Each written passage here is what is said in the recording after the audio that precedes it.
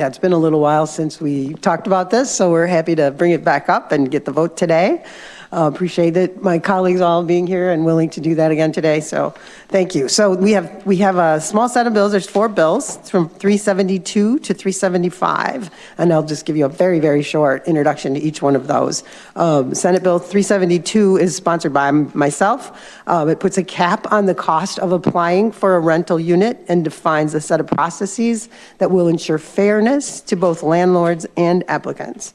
Senate Bill 373, sponsored by Senator Kavanaugh, prohibits rental agreements from including a provision that imposes an additional charge or a fee on all allowable methods of rent payment. It specifies that at least one fee-free payment method would have to be available to tenants. Senate Bill 374, sponsored by Senator Geis, allows a court to seal and expunge certain eviction records, providing that the sealing did not conflict with public interest. The court would automatically expunge records 3 years after judgment proceedings become final.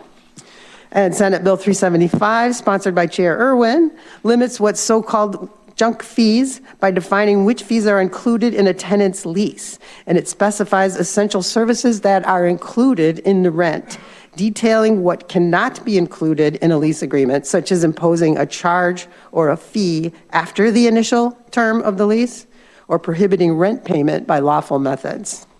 It also restricts certain fees within the rental agreement, such as services provided by third parties, and limits on late payment penalties.